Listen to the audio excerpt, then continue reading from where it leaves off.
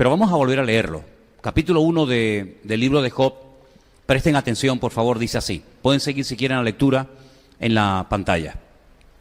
Hubo en tierra de Uz un varón llamado Job, y era este hombre perfecto y recto, temeroso de Dios y apartado del mal. Le nacieron 7 hijos y 3 hijas. Su hacienda era de 7,000 ovejas, 3,000 camellos, 500 yuntas de bueyes, 500 asnas y muchísimos criados. Y era aquel varón más grande que todos los orientales. Versículo 4.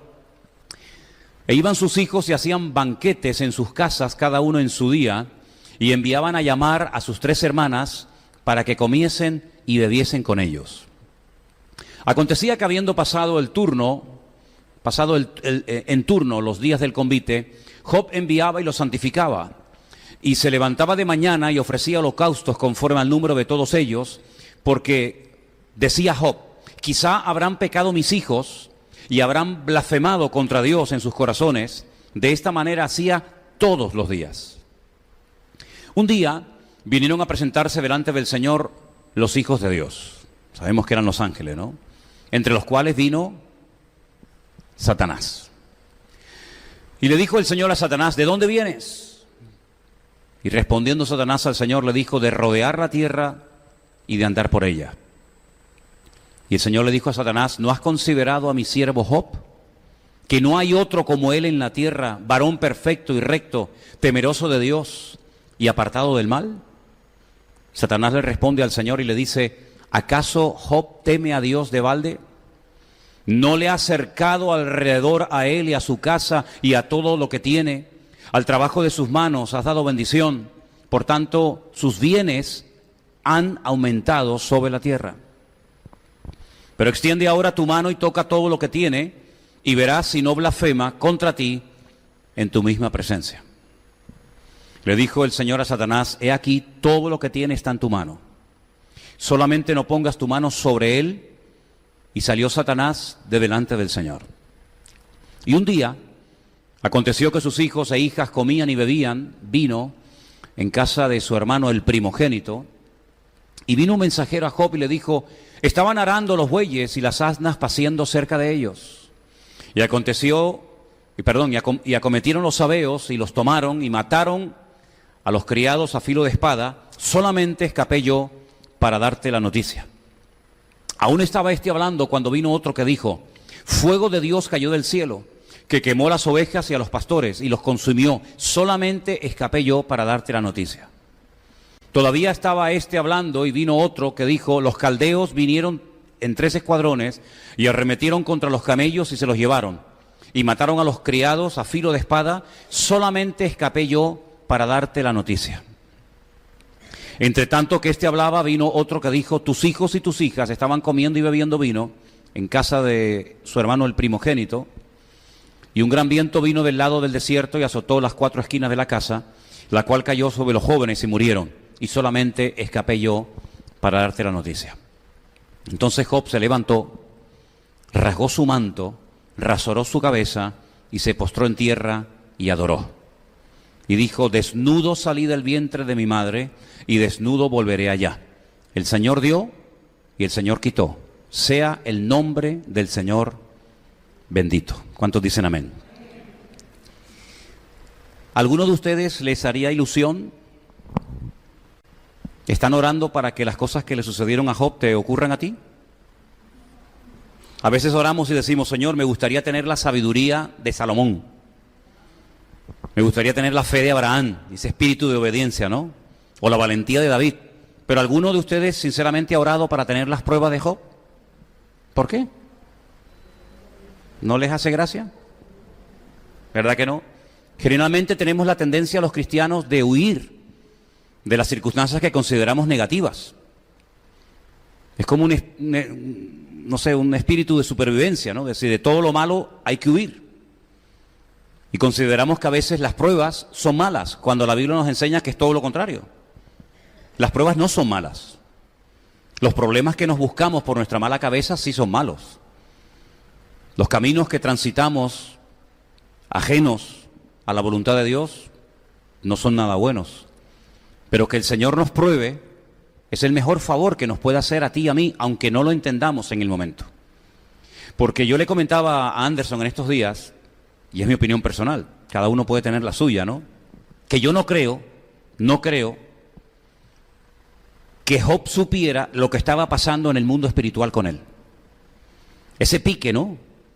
Esa especie de apuesta, ese deseo de ver blasfemar y de ver claudicar a Job por parte de Satanás, y esa seguridad tremenda que tenía el Señor en su siervo, eso fue algo que pasó allí en la eternidad, algo que pasó en la presencia de Dios, pero yo estoy convencido de que Job no tenía ni idea de lo que estaba pasando. Porque si así hubiera sido, pues ya no tenía gracia la prueba. Si tú entiendes todo lo que te está pasando, pues ya no es una prueba. Porque yo dije hace tiempo, no sé cuántos de ustedes se acuerdan, que una de las características de la prueba es que no entendemos lo que nos está pasando. Las pruebas tienen unas características. Y una de las características de una prueba que Dios está mandando a mi vida es que no entiendo nada. Incluso puede ser que hasta me enfade y diga, pero ¿por qué a mí? ¿Por qué siempre me tiene que caer a mí esta situación? Incluso puede ser que hasta te puedes enfadar y rebelar con Dios, diciendo, bueno, estoy orando, estoy asistiendo a la iglesia, estoy leyendo tu palabra, estoy haciendo las cosas lo mejor que puedo, lo mejor que sé. ¿Por qué me tiene que venir a mí ahora esta prueba en mi matrimonio? O en mi economía, o en mi salud, o con mis hijos, o con mi esposa, o con mi marido, o con este hermano, yo qué sé, ¿verdad? Y yo creo que Job en ningún momento sabía lo que entre Dios y Satanás habían hablado. Ahora, no cabe la menor duda de que lo que ocurrió en la vida de Job, por esa especie de conversación privada entre Dios y Satanás, hoy en día no se podría dar. No se podría dar. Algunos se preguntarán, ¿y por qué? Porque la posición de Satanás en aquel momento no es la posición de Satanás hoy en día. Satanás en aquel tiempo, como hoy en día, anda suelto. Satanás no está atado en el infierno sin poder moverse. La Biblia dice que él está como un león rugiente buscando a quien devorar. Si estuviera en el infierno quemándose y siendo destruido, no podría estar dando vueltas por la tierra como un león rugiente buscando a quien devorar. Pero Satanás hoy por hoy es un ser vencido por la sangre y el nombre de Cristo. Y en aquel momento Satanás todavía no había sido vencido por la cruz del Calvario, por la cruz de Cristo, por el sacrificio de Cristo, como hoy en día lo es. Digamos que es como una especie de preso en libertad condicional. ¿Cuántas personas en Estados Unidos están esperando el día de la ejecución? Y a veces pasan años. Eso sí que es una tortura, ¿eh? Que llegues al juicio, que te digan culpable, condenado a muerte, pero pasen 20 años o 15 o lo que sea, comes todos los días, creo, no lo sé si puedes recibir alguna visita, puedes ver la televisión, puedes salir al patio, etcétera, pero estás condenado a muerte. Puedes vivir una vida, entre comillas, normal, si se puede llamar así, pero estás condenado a muerte. Satanás en aquel tiempo no estaba todavía derrotado, había sido expulsado de la presencia de Dios. Fíjense el nombre que aparece para hacer referencia de él en el capítulo 1. No se le llama el gran querubín protector, ¿verdad? Sino ya se le llama como Satanás, como ese adversario, como ese enemigo que ya ha sido expulsado de la presencia del Señor. Creo que ya todos ustedes más o menos saben el motivo o los motivos por los que el Señor le dijo, tú no puedes estar en mi presencia, ¿sí o no? ¿Verdad? Creo que ya todos sabemos por qué en el capítulo 1 del libro del Génesis, que es el primer capítulo y el primer libro de la Biblia, te lo encuentras allí. Cuando tú dices, pero ¿este qué hace aquí? Porque no nos cuenta el capítulo 1 del libro del Génesis que fue creado por el Señor en aquellos días. Como fue creado Adán, como fue creado Eva, como fueron creadas las cosas, pero allí está. Por lo tanto, ya él existía previo a la creación de Adán y de Eva. Y ya él había caído, él ya estaba en tierra, él no estaba en la presencia del Señor. Él ya no era un ser protector maravilloso, sino que él ya era alguien que quería hacer caer al hombre en tentación. Ya lo vemos ahí tentando a Eva, y después Eva tentando a su marido, ¿verdad? Así que ya en el capítulo 1 del libro de Job, ya él no está como el arcángel encargado de todo lo que es la alabanza y la adoración en el cielo, delante del trono de Dios, pero se ve que todavía tiene acceso. Dice que los hijos de Dios, ese nombre no les confunda, porque si tú tienes en tu mente ese capítulo y ese versículo de Juan 1:12, que dice que los que reciben al Señor y le confiesan como su Salvador, reciben el título de hijos de Dios. Si tú con esa información te vas a interpretar Job capítulo 1, te puedes hacer un lío, porque los hijos de Dios en aquel momento era la expresión que se utilizaba para hablar de los ángeles, no de ti y de mí, no de creyente, de gente que ha nacido de nuevo, sino era un título que en aquel momento, no hoy, en aquel momento recibían los ángeles, los hijos de Dios. Y dice que él se metió en medio de los hijos de Dios. Se ve que todavía, a pesar de que había sido expulsado, se ve que todavía tenía acceso a la presencia de Dios y podía hablar con Dios. Y Dios hablaba con él. Y lo curioso es que Satanás no toca el tema de Job. Satanás responde a una pregunta. ¿De dónde vienes? Le dice Dios a él. ¿De dónde vienes? Creo que hemos leído de rodear la tierra, ¿no? De andar por la tierra. Bueno, el texto original habla acerca de la redondez de la tierra. Fíjate, ya en el libro más antiguo de la Biblia ya se menciona el hecho de que la tierra es redonda, no plana. Vengo de rodear la tierra, de la redondez de la tierra. Así que él no menciona en ningún momento el personaje de Job. Es Dios el que lo saca, es Dios el que dice, bueno, y si has dado tantas vueltas por todos los continentes y por todas las naciones, y has visto tanta gente y tantos reyes y tantas naciones y tantas personas, ¿no te has fijado, no te has dado cuenta de que hay una persona que es diferente? ¿No te has dado cuenta de que hay una persona que habla, que vive, que se comporta de una forma diferente? Y Dios comienza a hablar bien de él.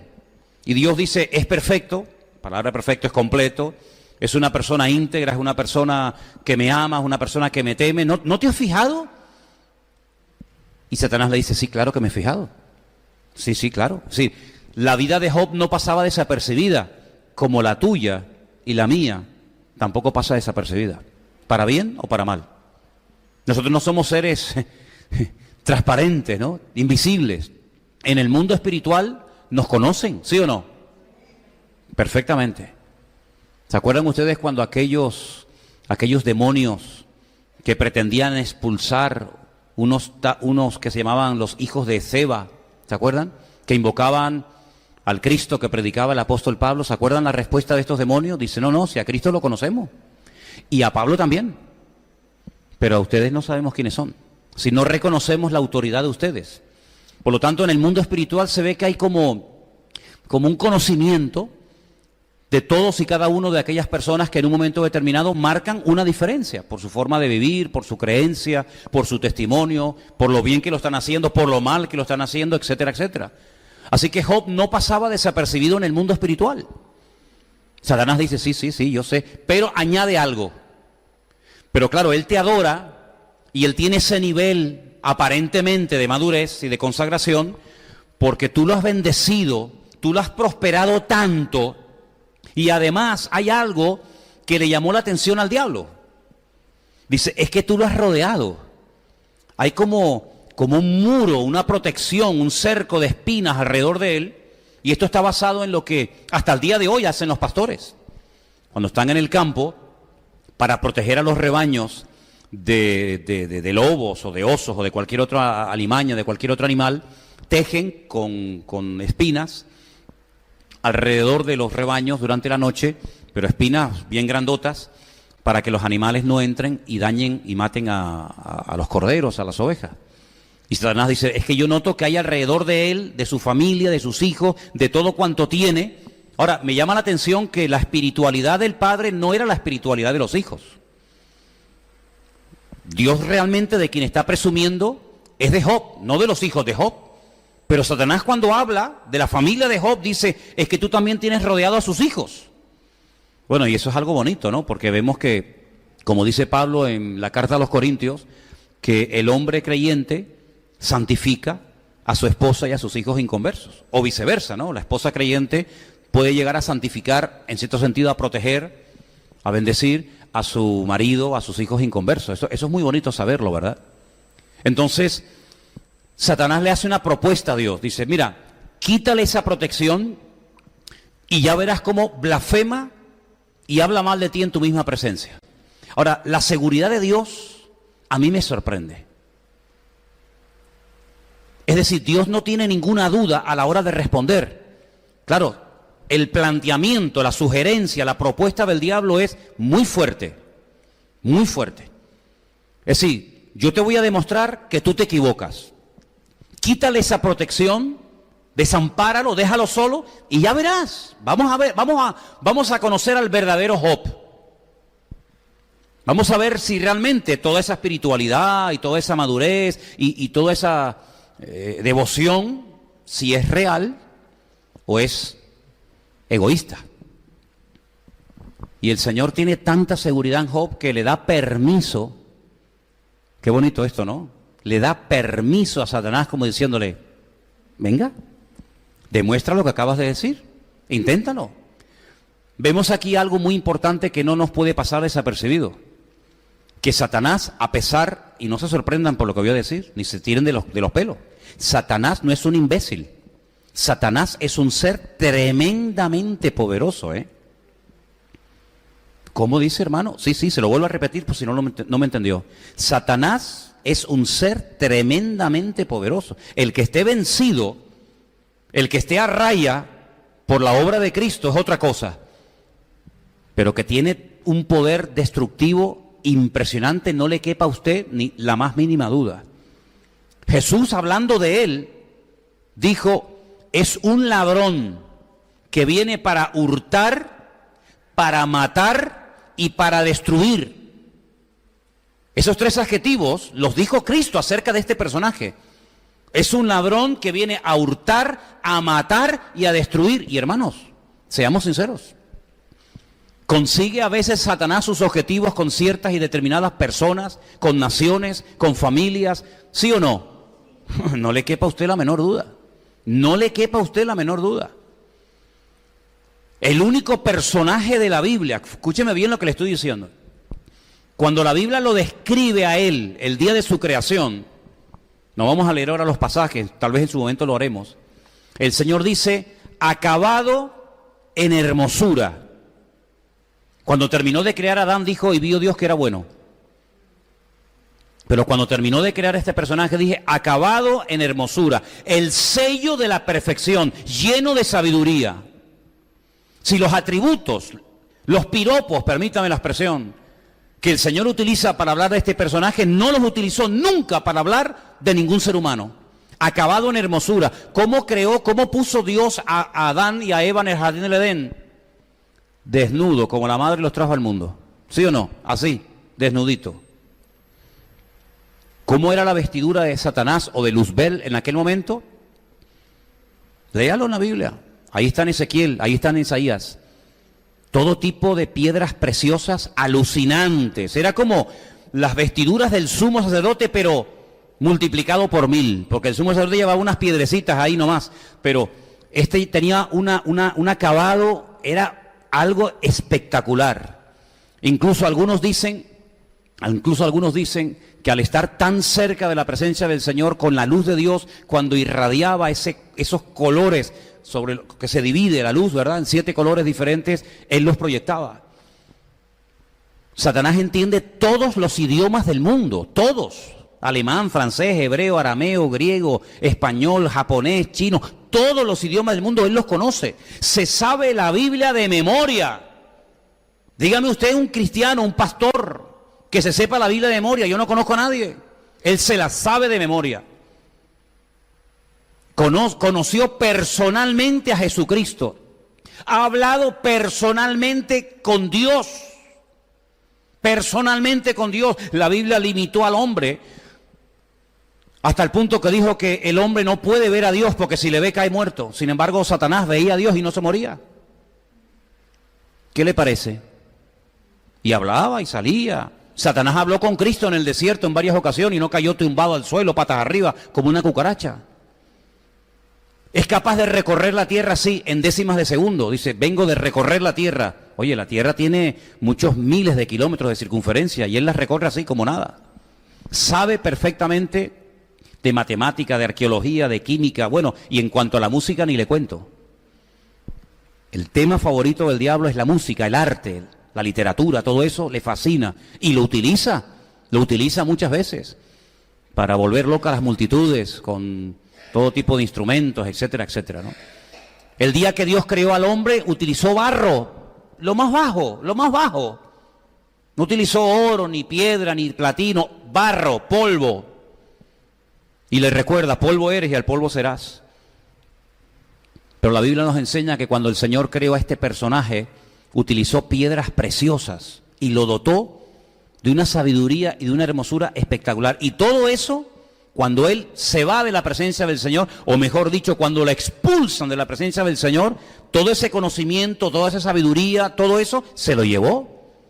Se lo llevó. ¿Qué te parece?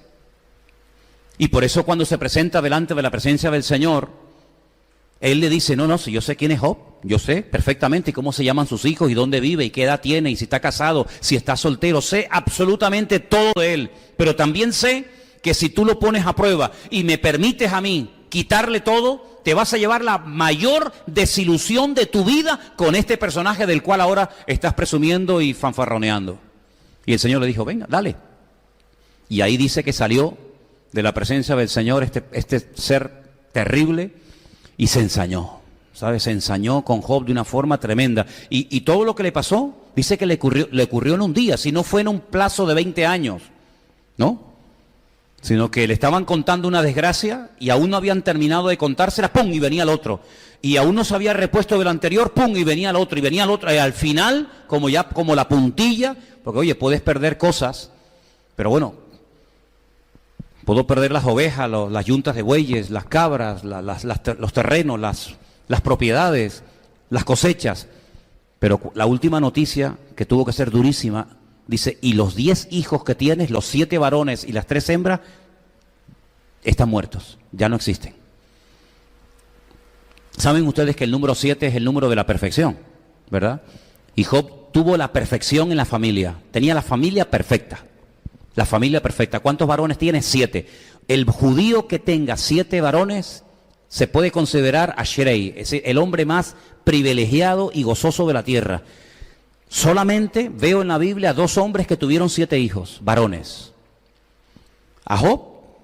¿Y quién era el otro? Isaí, el padre del rey David. 7 hijos varones. Por eso, cuando nació el octavo, en cierto sentido fue como una tragedia, porque rompía la perfección familiar. Y por eso David muchas veces se consideraba como el último de la fila, ¿no? En pecado me concibió mi madre. Tenía que estar en pecado cuando Dios permitió que yo naciera. Así que tenía los 7 varones y tenía 3 hembras. Bueno, pues ni uno le quedó con vida. Porque, oye, el perder un hijo tiene que ser duro, ¿no? Pero el perder a los 10... yo creo que no hay ninguno de nosotros que sea capaz de poder entender lo que tiene que sentir un padre cuando pierde a todos sus hijos y toda su fortuna y toda su herencia y todo en un día. Ahora, los traductores de la Biblia, los que hacían las copias de la Biblia, y esto lo compartíamos anoche, se quedaron tan sorprendidos por lo que pretendía Satanás con este hombre, que blasfemara, que hablara mal de Dios, que cuando tradujeron, vamos al capítulo 1 un segundito, cuando tradujeron el texto, no pusieron la palabra maldición, porque les parecía muy fuerte, y pusieron la palabra bendición. En Job capítulo 1, versículo 12, le dijo el Señor a Satanás, he aquí todo lo que tiene está en tu mano, solamente no pongas tu mano sobre él. Salió Satanás de delante de la presencia del Señor. Pero lo interesante es que lo que Satanás quería es que maldijera el nombre del Señor. Y les pareció tan fuerte que Job pudiera llegar a maldecir el nombre de Dios, que en las copias de la Biblia no aparece la palabra maldición, sino la palabra bendición. Porque les parecía, ya digo, muy duro que Job pudiera llegar a maldecir el nombre del Señor. Así que en nuestra Biblia pone, porque es así, el objetivo era que maldiga a Dios, que hable mal de Dios. Sin embargo, en las Biblias, en los textos que tenemos del hebreo, aparece la palabra bendición, porque ya digo, les parecía muy fuerte que un hombre, después de pasar por esas pruebas, terminara maldiciendo al Señor.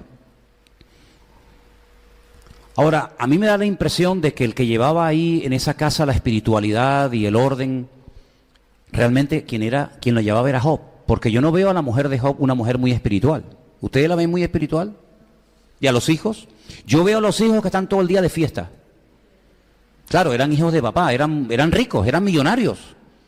Hermano, la lista de lo que tenía Job, hoy en día mucha gente no lo tiene. Tenía miles. Todo lo que Job tenía siempre habla de miles de no sé qué, miles de no sé cuánto, miles de edad. Era un hombre tremendamente multimillonario, tremendamente rico. Ahora, no nos confundamos, una cosa es tener y otra cosa es ser. Y Satanás creía que por lo que tenía, Job era un hombre espiritual. Sin embargo, Job dejó bien claro para toda la historia de la humanidad, hasta nosotros hoy en día, que él no era maduro por lo que tenía, sino él era maduro y espiritual por lo que era y por el Dios al cual él conocía. Ahora, yo me he preguntado, ¿de dónde sacó este hombre esta madurez? Porque este hombre nunca fue a ningún culto. Este hombre no conoció el concepto iglesia. Este hombre nunca fue al templo de Jerusalén. Este hombre nunca leyó la Biblia. No, es que la Biblia no se había escrito ni una letra. ¿De dónde tenía este hombre tal conocimiento, tal madurez? Incluso lo que me llama la atención es que presentaba sacrificios. Bueno, presentaba sacrificios porque ustedes saben que cuando Adán y Eva pecaron y fueron expulsados de la presencia del Señor, una de las cosas que el Señor estableció como norma, como patrón de conducta, es que a partir de ahora el que se quiera acercar a mi presencia ya no es como antes que hablaban conmigo, no, eso se acabó. Ahora las cosas se han deteriorado, ahora vamos a entrar a otro nivel. Y el nivel es que si no hay derramamiento de sangre y no hay un sacrificio y no hay un holocausto de por medio, no hay relación. Y eso se le quedó grabado al ser humano. Por eso Caín, a pesar de cómo era, él lo hacía. Y Abel también lo hacía. Y otros personajes de la Biblia, como Abraham, como Isaac, como Jacob, etc. Pero fíjate que este hombre sabía que él podía interceder por la vida de sus hijos. Dice, por si acaso, no es que lo hubieran hecho, cuidado, no es que sus hijos fueran un desastre, como por ejemplo algunos de los hijos de David fueron un desastre, ¿verdad? O como los hijos de Samuel, ¿se acuerdan? Los hijos de Samuel le dijeron a los ancianos, oye, nómbranos a un rey, porque como tus hijos se queden en lugar tuyo, van a llevar al país a la ruina. O como los hijos del sacerdote Elí, ¿os acordáis? Ofni y Fines. La Biblia no dice que los hijos de Job fueran malos, pero Job decía, y si en esos banquetes, si en esas comilonas, si en esas fiestas donde corre el vino a raudales, mis hijos han hecho o han dicho algo incorrecto, yo por si acaso voy a orar por ellos y a presentar sacrificios cada día delante de la presencia del Señor. Qué bonito, ¿no? Qué bonito, por si acaso. ¿Saben lo que pensaba cuando leía eso? Cuando un día el Señor le dice a Pedro, Pedro, ¿sabes una cosa? Satanás ha venido, conversación que no tenemos en la Biblia, dicho sea de paso, pero el Señor dice, Satanás ha venido y os ha pedido. Y me ha pedido, me pide permiso, como le tuvo que pedir Satanás al Señor en el libro de Job, para que les deje que les zarandee como al trigo. ¿Se acuerdan, sí o no? Pero ¿qué le dice el Señor? Pero yo ya he orado. Antes de que Él viniera a pedirme eso, yo ya iba por delante de Él. Yo ya he orado para que tu fe no te falle. Y una vez que seas confirmado, vete y confirma y anima y comparte la bendición y la restauración a tus hermanos. ¿Cuántos dicen amén? Qué bonito, ¿no? Bueno, pues así como Job se adelantaba a lo que a lo mejor los hijos podían hacer, y así como el Señor se adelantó a Satanás cuando vino a pedirle a los discípulos, yo creo que cada mañana podemos tener la seguridad, antes de despertarnos, antes de quitarnos las legañas de los ojos, antes de lavarnos los dientes, antes de levantarnos de la cama, ya el Señor ya oró por nosotros, para que el día fuera un día victorioso y bendecido. Y ya nos cubrió con su sangre, para que nuestras fuerzas físicas y espirituales sean las mejores. ¿Cuántos lo creen? Así que valoremos eso, saber que el Señor siempre nos tiene en el punto de mira, y saber que Él nos dice, ay, hoy se me olvidó orar por Patricia, hoy se me olvidó orar por Johnny, sino que el Señor todos los días de nuestra vida, aun cuando dormimos, fíjense lo que les digo, aun mientras dormimos, el Señor vela y cuida de tu vida y de la mía. ¿Cuánto lo creen? Amén. Qué bonito. Ahora, les dije al principio que nosotros creemos en la literalidad de la escritura, del libro de Job, porque uno de los requisitos, yo sé que no es el tema, pero viene a colación, uno de los requisitos para decir, bueno, ¿qué libros ponemos y qué libros no ponemos en la Biblia? Cuando se hizo el canon, cuando se decidió, claro, había un montón de libros, mucho más que lo que tenemos aquí. ¿Qué libros ponemos en la Biblia y qué libros no ponemos? ¿Y por qué los ponemos?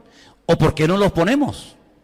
Uno de los requisitos era que en otros libros de la Biblia se hiciera referencia a ese personaje o a ese libro. Ese era uno de los requisitos. Por ejemplo, ustedes se van a dar cuenta de que Jesús menciona muchas veces cosas del Antiguo Testamento e incluso hasta personajes. Jesús, por ejemplo, mencionó a Abraham, ¿sí o no? Él dijo, yo soy antes de Abraham. Luego, si él dice, yo soy antes de Abraham, y menciona el nombre propio de Abraham, quiere decir que le está dando credibilidad al hecho de que un día en la historia hubo un señor, un hombre llamado Abraham, si no, no lo hubiera mencionado. ¿Se acuerdan cuando él dijo, y así como Jonás estuvo en el vientre de la tierra, del pez, 3 días y 3 noches, así yo estaré en el vientre de la tierra también? Es decir, le está dando credibilidad al hecho de que hubo un pez que se tragó a un señor llamado Jonás, que luego lo vomitó, etcétera, etcétera, ¿verdad? Entonces, ¿hay alguna referencia fuera del libro de Job que podamos utilizar nosotros los creyentes, los asiduos lectores, los estudiantes de la Biblia para decir, no, mira, Job existió? Esto no es un mito ni es un libro simbólico, sino que en otros pasajes de la Biblia se habla de Job. Sí, lo hay, hermano, y déjeme que lo leamos en esta noche. El primero está en el Antiguo Testamento, Ezequiel capítulo 14, por favor, versículos 14 y 20. Escuche. Ezequiel 14 dice, si estuviesen, es Dios el que está hablando, ¿no? En ese momento, la situación del pueblo de Israel era terrible, y dice el Señor, si estuviesen en medio de ella, en medio de la tierra, estos 3 varones, Noé, Daniel y Job, ellos por su justicia librarían únicamente sus propias vidas, dice el Señor. ¿Qué personajes se mencionan ahí? A Noé, aquel del arca, a Daniel, el profeta, cuyo libro está en la Biblia, y a Job. Luego no son mitos, sino son personajes reales que existieron, y se le menciona. En el mismo capítulo, pero el verso 20 dice, y si estuviesen en medio de ella, Noé, Daniel y Job, vivo, yo, dice el Señor, no librarían a hijo ni a hija. Fíjate, ya la maldad de ustedes es tan grande que aunque tú fueras como Noé, aunque tu espiritualidad y tu madurez fuera como la de Daniel o como la de Job, ya no sería como cuando Job protegía a sus hijos, sino que ya eso no. Ya hoy en día la maldad es tan grande que, mira, se librarían ellos solos, pero ni a sus hijos ni a sus hijos, sino que solamente ellos, por su justicia, serían librados y serían salvadas sus propias vidas. ¿Te das cuenta? Entonces ahí, en ese libro de Ezequiel, se da credibilidad al hecho de que hubo un personaje llamado Job. ¿Amén? Pero hay más, sí, hay otro más. Santiago 5:11, perdón. Santiago 5, verso 11. Aquí tenemos por bienaventurados a los que sufren. Ay, ¿sabíamos eso? Bienaventurados los que sufren. Yo pensaba que eran pobrecitos, ¿no? No, la Biblia dice, bienaventurados los que sufren. Habéis oído de la paciencia de Job, y habéis visto el fin del Señor, que el Señor es muy misericordioso y compasivo. ¿Te das cuenta? Entonces, vemos que en el Nuevo Testamento también se hace referencia a este personaje, lo cual nos da a entender, y lo aceptamos así, de que Job no es un personaje inventado que simboliza a Israel o a sabe Dios quién, sino que Job realmente es un personaje de carne y hueso. Ahora, hay algo que a mí me sorprende de Job, y es cómo reacciona cuando ya no tiene nada. Porque vivir en la abundancia, no hay que aprender a vivir en la abundancia. Si usted, por ejemplo, mañana le llama el gobierno, el ayuntamiento, los servicios sociales, y le dice, mira, hemos estudiado tu vida por tu DNI, porque estás empadronado, etcétera, etcétera, y viendo que eres una buena persona, una buena mujer, un buen hombre, hemos decidido pasarte todos los meses a tu cuenta bancaria 5.000 euros. Vendrías a la iglesia hecho polvo, ¿verdad? Pidiendo oración, por favor, hermano, ayúdeme, porque yo no sé qué voy a hacer todos los meses con tanto dinero. No sé, hermano, ayúdeme, porque yo no sé ahora con 5.000 euros. ¿Tendrías algún problema? Bueno, a lo mejor sí, ¿no? Pero para vivir en la abundancia, como que no hay que pedir oración, ¿no? Aunque la abundancia ha echado a perder a más gente que la escasez. Dicho sea de paso, ¿no? Porque es más difícil ser fiel cuando sobra que cuando falta. Porque cuando falta, buscas de Dios y dependes del Señor. Cuando te sobra, como decía Salomón, no me des demasiado, no sea que me olvide de ti. Fíjate tú el peligro que puede correr una persona cuando tiene demasiado. Puede llegar a olvidarse de Dios. Y Pablo, tomando todo eso, dice, y no se olviden que la raíz de todos los males es el amor al dinero. Fíjate lo que te digo, ¿no? Entonces, lo que me llama la atención es ver que Job no perdió la paz, no perdió la fe, no perdió la confianza en el Señor cuando no tenía nada. Aquí dice en nuestra versión en español que se sentó sobre ceniza. Esto es lo que hacían los que estaban pasando un problema muy grave en su vida. Generalmente los que estaban de luto se cubrían con telas de silicio, se llenaban de ceniza. Pero el texto original dice que se fue a vivir a un estercolero. Es decir, Job vivía. Nosotros lo vimos cuando estuvimos en Kenia, cuando abrimos aquella obra en Kenia, ¿se acuerdan? Enfrente de una iglesia evangélica, bueno, Armando lo sabe porque estuvo allí conmigo, enfrente de una iglesia había ¿cómo se llama? Un vertedero de basura inmenso, donde la gente iba y rebuscaba basura y entraban perros y animales y aves y de todo. Esa era la condición en la que vivía Job. Si de ser el hombre más rico, imagínense, no sé, por decir a alguien, ¿no? Bill Gates. Imagínenselo aquí en un vertedero de basura, hecho polvo, enfermo, tirado, sin un duro, sin amigos, sin familia, sin nada, viviendo en un vertedero de basura. Sí, el cambio fue brutal, pero no un cambio que fue poco a poco hasta llegar ahí, sino de la noche a la mañana, hermano, de la noche a la mañana, de tenerlo todo a perderlo todo, familia, hijos, salud, absolutamente todo. Llegó a contraer una enfermedad que aquí dice que era como una especie de sarna, pero realmente la palabra que aparece es como pústulas que supuraban pus. Era algo tan, permítame la expresión, tan asqueroso, que cuando llegaron los amigos de Job, benditos los amigos, porque si esos son los amigos, ¿cómo serían los enemigos, no? Cuando llegaron los amigos de Job, dice que estuvieron una semana mirándose entre ellos, diciendo, ¿y qué le decimos? Dice que no sabían ni qué decirle. Lo mal que lo verían. Sin familia, sin hijos, sin salud, sin nada, pero con algo que fue lo que lo sostuvo y lo mantuvo: su confianza y su fe en el Señor. ¿Cuántos dicen amén? Hermanos, que si la vida nos golpea y perdemos capacidad económica o física o lo que sea, que el diablo nunca nos logre arrebatar nuestra confianza y nuestra fe en el Señor. Porque las cosas van y vienen, ¿verdad? Pero nuestra confianza en el Señor tiene que estar por encima de que se me rompió el coche, por encima de que la maldita lavadora no me funciona y el chiquillo me suspendió todo en el colegio y ahora no tengo trabajo. Mire, nuestra fe tiene que estar por encima de todas esas cosas. Amén, hermanos. Pablo decía: he acabado la carrera, he peleado la buena batalla, pero he guardado la fe. Gloria a Dios. Quiero en esta noche llevarles a Romanos capítulo 8, los versículos del 35 en adelante. Romanos 8, del 35 en adelante, lo tenemos ahí en la pantalla. ¿Lo tienen, hermanos? ¿Quién nos podrá separar del amor de Cristo? No dice qué, dice quién. Y ahora comienza a mencionar cosas como si fueran cosas, como si fueran personas. Porque podía haber hecho la pregunta, ¿qué nos puede separar del amor de Cristo? No, dice ¿quién?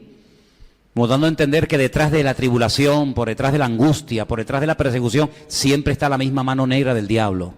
Porque por detrás de aquellos animales que se morían así de repente, por detrás de aquellas casas que se derrumbaban, por detrás de aquellos niños de aquellos jóvenes que se morían, por detrás de aquellas cosechas que así de golpe y porrazo se pudrían, siempre había alguien, y ese alguien siempre es el mismo, el ladrón, el que viene a hurtar, a matar y a destruir. Por eso dice, ¿quién nos podrá separar? Y ahora menciona cosas, ¿no? Tribulación, angustia, persecución, hambre.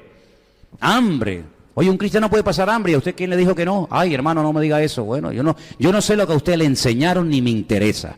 Yo lo único que sé, que Pablo cuando menciona la lista de sus sufrimientos personales, como siervo de Dios, menciona los ayunos y el hambre. Y si no, léalo.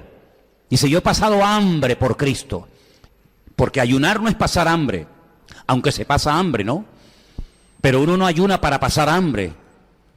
Y Pablo dice, muchos ayunos y hambre también ha pasado por el Señor, ¿eh? Y ahí él dice que hambre, desnudez, peligro, espada, es decir, guerra, conflictos armados, como está escrito, y ahora se remite a la palabra, eso es muy bueno saberlo, por causa de ti somos muertos todo el tiempo, somos contados como ovejas de matadero. Antes, en todas estas cosas, dice Pablo, somos más que vencedores por medio de aquel que nos amó. ¿Y quién fue el que nos amó? El Señor Jesucristo. Por lo cual estoy seguro, esa seguridad no hay que perderla nunca.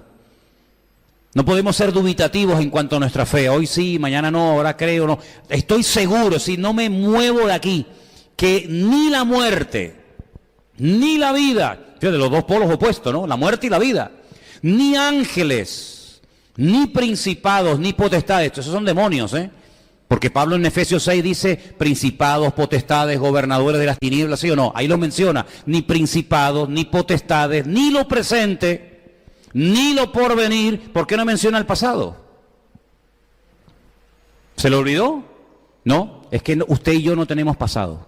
El Señor lo perdonó y lo olvidó y lo echó a lo profundo de la mar.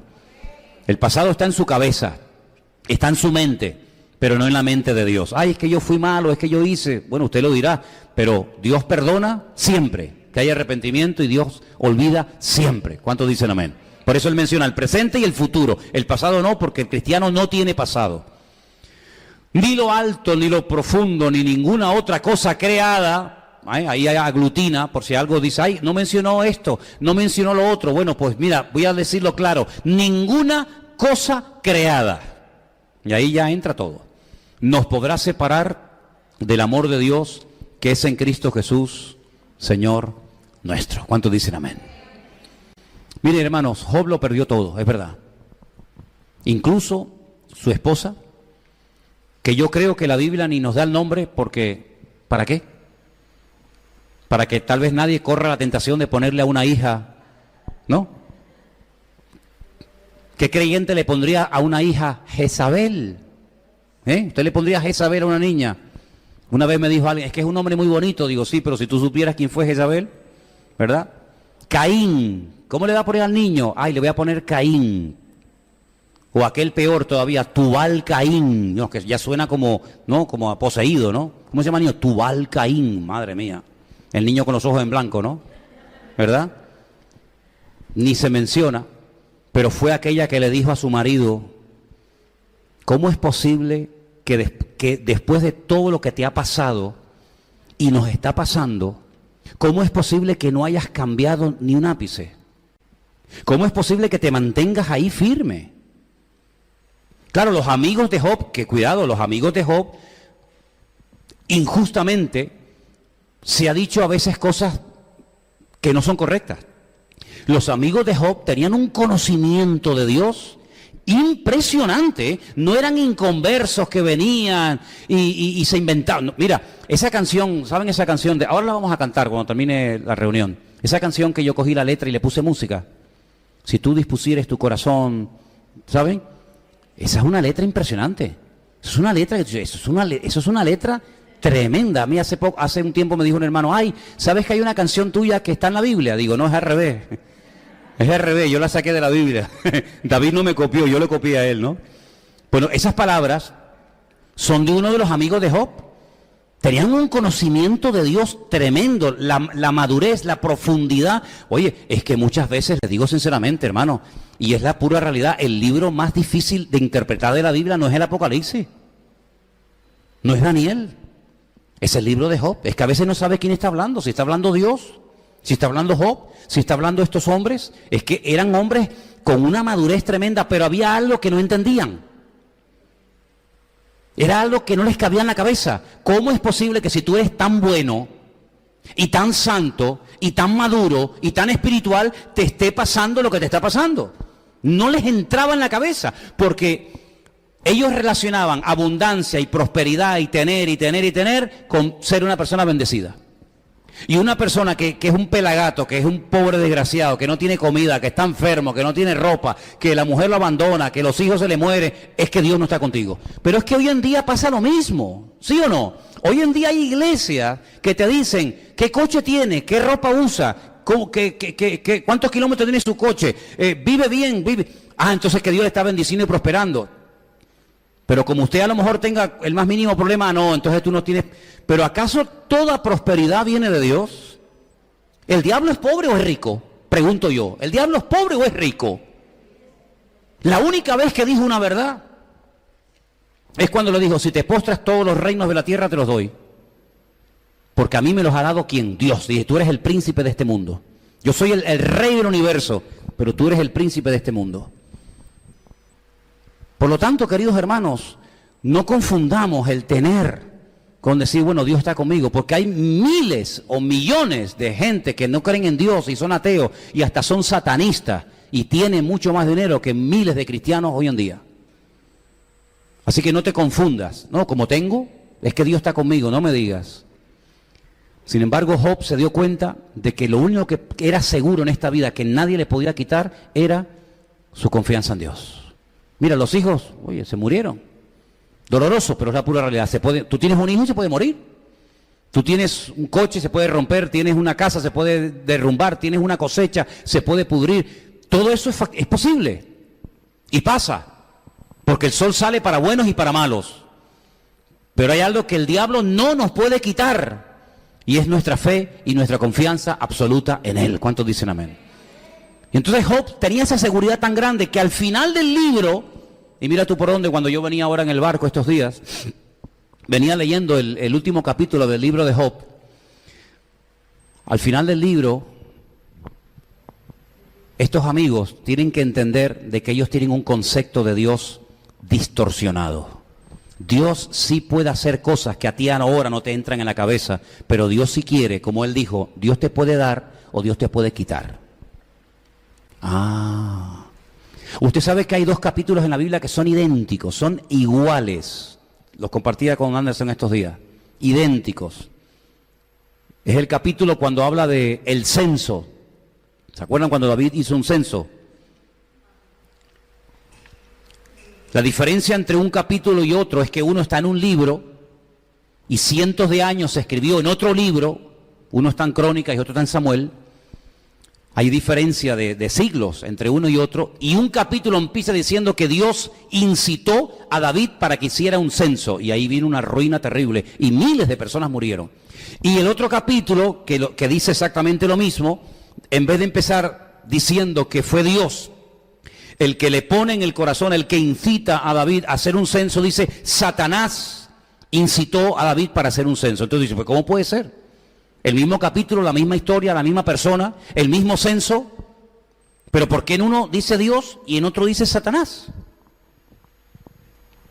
Porque en aquella época, cuando el escriba, el autor de ese libro que dijo Dios incitó a David, no se aceptaba, no se creía, como los amigos de Job, que Dios pudiera mandar o permitir ciertas y determinadas pruebas, circunstancias o desgracias al ser humano, sino que todo lo malo viene del diablo y todo lo bueno viene de Dios.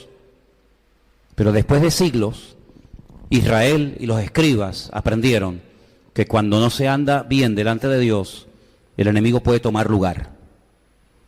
Y de ahí que la Biblia diga, no le deis lugar al diablo. No le deis lugar al diablo, porque como le des, lo va a tomar. Entonces, por eso entendemos que el que le puso algo malo en el corazón a David no fue Dios.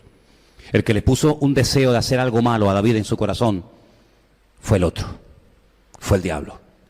Pero en aquel momento de la historia, los amigos de Job, que eran creyentes, eran gente madura, con un conocimiento de Dios elevadísimo, no les cabía en la cabeza que si él era tan bueno, se le pudiera morir los 10 hijos de golpe en un día. Algo malo tiene que haber en tu vida que nadie sabe. Y esa es la razón por la que tu familia no funciona. Y esa es la razón por la que tu economía no funciona. Y esa es la razón por la que tu enfermedad no se sana. Y esa es la razón por la que te pasa esto y esto y esto. Y siempre usted va a encontrar a lo largo del camino creyentes, hermanitos y hermanitas que le vendrán y le dirán, ay hermana, pero dígale como aquel hombre escribió en aquella carta, la última que escribió en su vida, todos me abandonaron. Incluso algunos se fueron al mundo, creyendo que el mundo les ofrecía algo mejor que estar conmigo, pero el Señor estuvo a mi lado y me dio fuerzas y me libró de la boca del león para que pudiera cumplir con mi ministerio. ¿Y saben lo que dijo Job?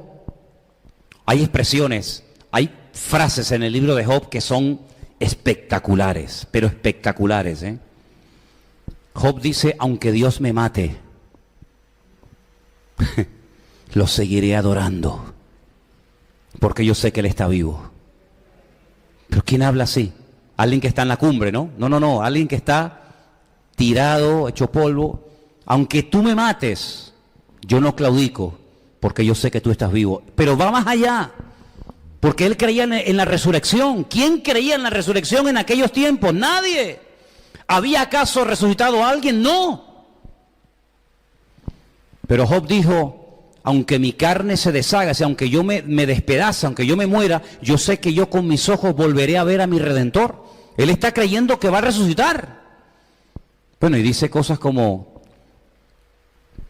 aquello que dijo al final del libro, yo de oídas te había oído, pero ahora realmente mis ojos te ven.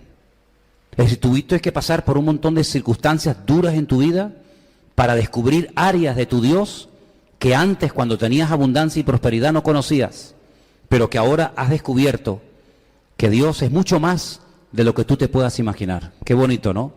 Así que, queridos hermanos, detrás de una prueba siempre hay una bendición de Dios en el camino, siempre. Te vuelvo a repetir, una característica fundamental y elemental de la prueba es que no entendemos lo que está pasando. Como Job seguramente en su carne diría, bueno, pero él mantuvo su integridad. ¿Y sabes cuándo recibe restauración total y absoluta? En la familia, en la economía, en la salud, etcétera, etcétera. Vamos a leerlo.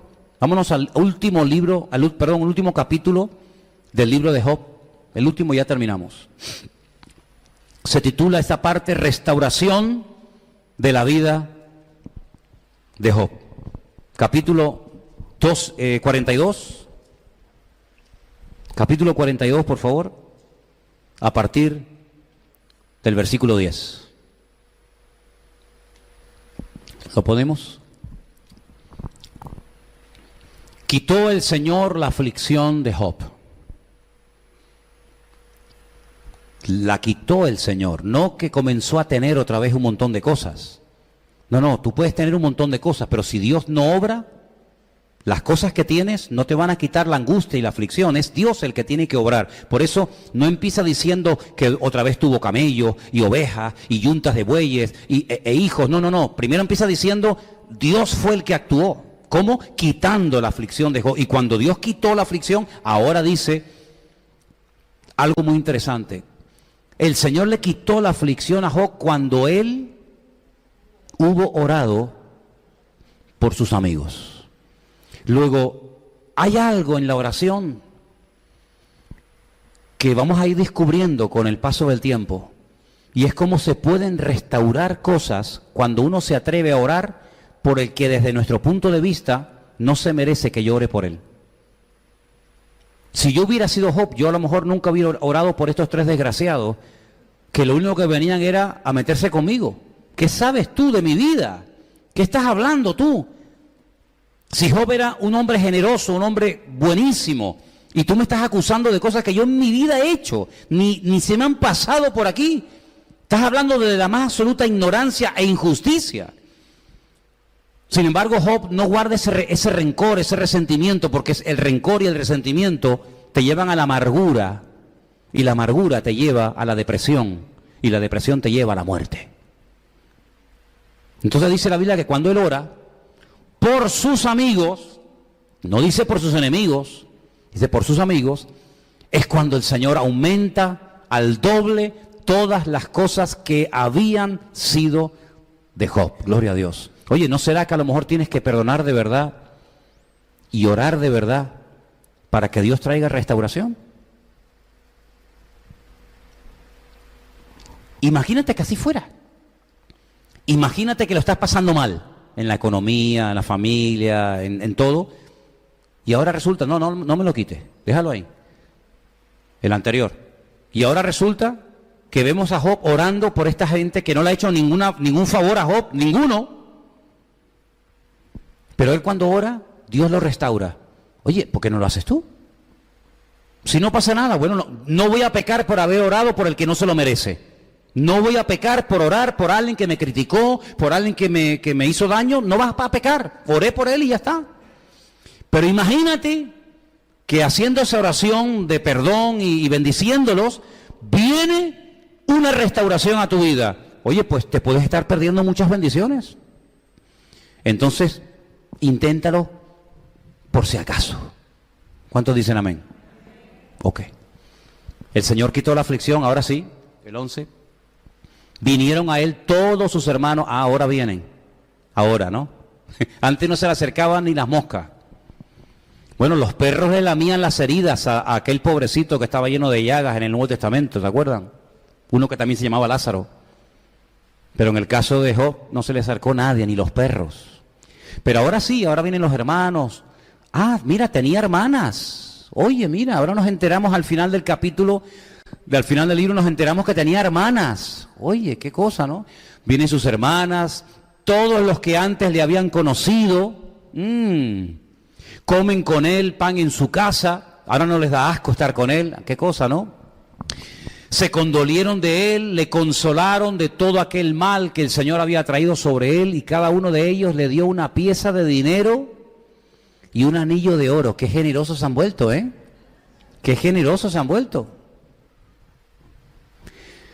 Y entonces el Señor bendijo el postrer estado de Job más que el primero, porque tuvo 14,000 ovejas, suma las que tenía al principio y mira ahora, ya verás, 6,000 camellos, 1,000 yuntas, sí, son dos, son 2,000 yuntas de bueyes, 1,000 asnas, tuvo 7 hijos y 3 hijas, la familia perfecta, los 7 hijos y las 3 Marías. Llamó el nombre de la primera Jemima, el de la segunda Kesia, el de la tercera Keren Habut. Y no había mujeres tan hermosas como las hijas de Job en toda la tierra. Y les dio su padre herencia entre sus hermanos. Versículo 16. Después de esto vivió Job 140 años. Y vio a sus hijos, a los hijos de sus hijos, hasta la 4ª generación. Y murió Job, viejo, hombre, y lleno de días. ¿Cuántos dicen amén? Es decir, aquí lo importante no es cómo empieza la historia. Aquí lo importante es cómo termina. Tú empiezas a leer el libro de Job y se te viene el alma a los pies, porque dice, madre mía, Señor se ensañó con este hombre, ¿no? O en la economía, o en la familia, o en lo que sea. Pero vemos que este hombre descubre a Dios en medio de la adversidad de la vida. Vemos que este hombre no claudica, vemos que este hombre no dice, bueno, pero ¿cómo me tratas así? Yo no he pecado para merecer este trato, esto es una injusticia. No, vemos que Job, hay momentos que habla con Dios, hay momentos que le cuestiona a Dios, él no se queja ante los hombres, él va a Dios y le hace preguntas, y entonces cuando termina dice Dios, ¿ya terminaste? Ahora te voy a preguntar yo a ti una serie de cosas. Y le hace un montón de preguntas y lo deja con la boca abierta. Pero vemos que él se deja tratar por Dios. Vemos que él no le da lugar a la amargura. Él no le da lugar al cáncer de la fe, que yo lo llamo la queja. Él no se la...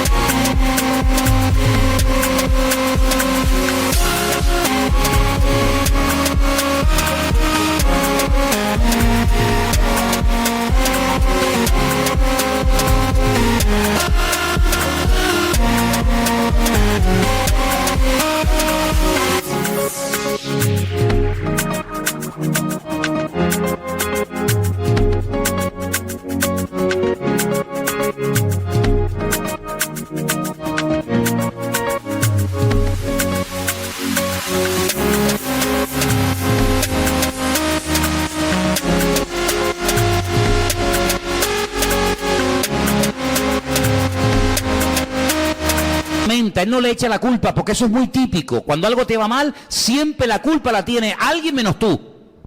O es el marido, o es la mujer, o es el gobierno, es el que se fue, es el que vino, es el vecino, es el perro, es el niño. Siempre proyectamos nuestros defectos y nuestras carencias siempre en algo o en alguien.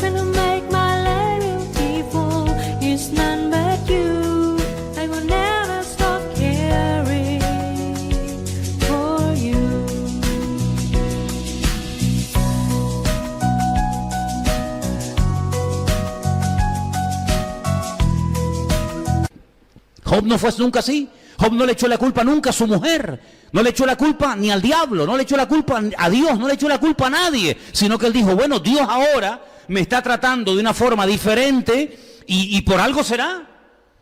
Él mantuvo su integridad, él mantuvo su fe, él mantuvo su confianza en el Señor. Y dice que el postrer estado, al final, mereció la pena pasar por aquel sufrimiento. ¿Por qué? Porque hay dolores que son una bendición y los dolores, las circunstancias, las pruebas de la vida, mira, toma nota de esto, si no te acuerdas de nada, recuerda esto, mijo.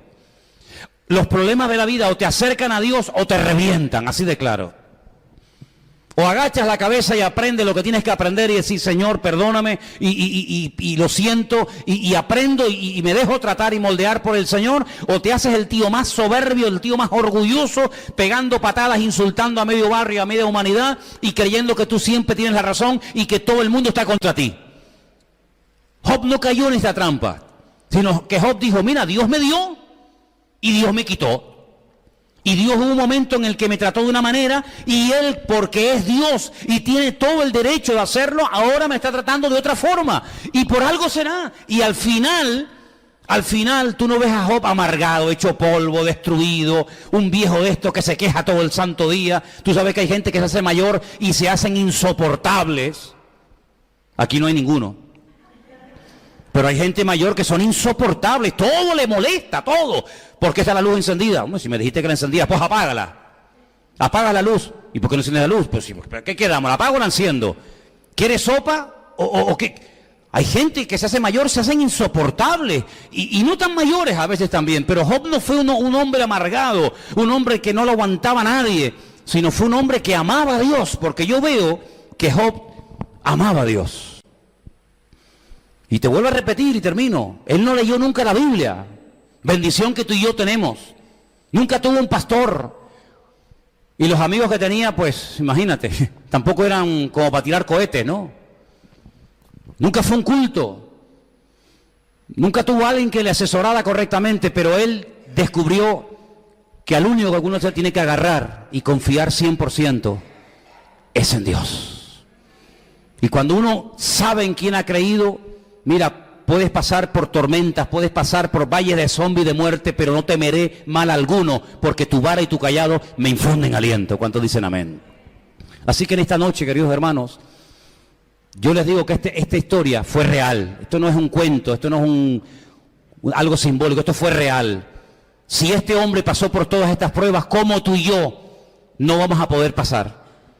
Si este hombre hace tantos miles de años pudo pasar por estas dificultades y salir victorioso y terminar orando y bendiciendo a los demás, ¿cómo tú y yo, con ese Dios y con su palabra y con su presencia en nuestra vida, con su Espíritu Santo, etcétera, ¿cómo no vamos a poder pasar por dificultades si esas dificultades las ha permitido el Señor para nuestro beneficio? Porque los que amamos a Dios, todo nos ayuda para bien. ¿Cuántos dicen amén?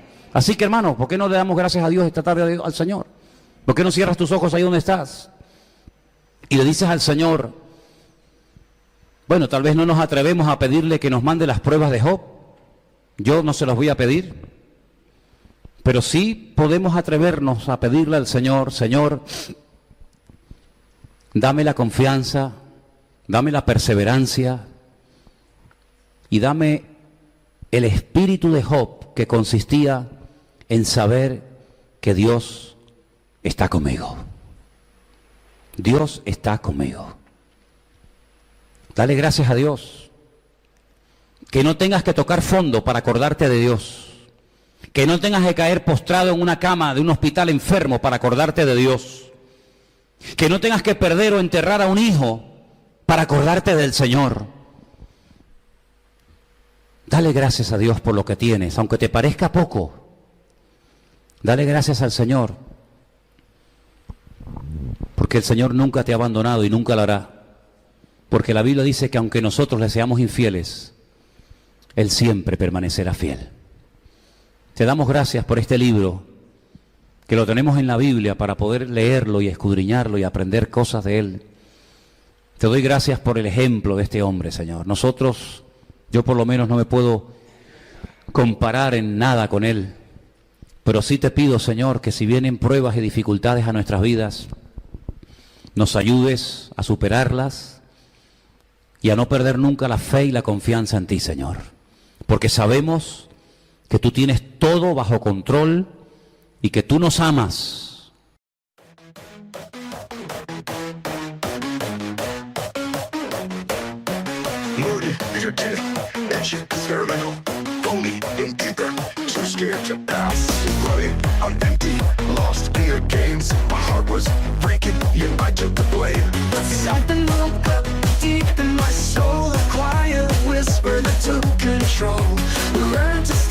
To hold my own, say goodbye to things I know.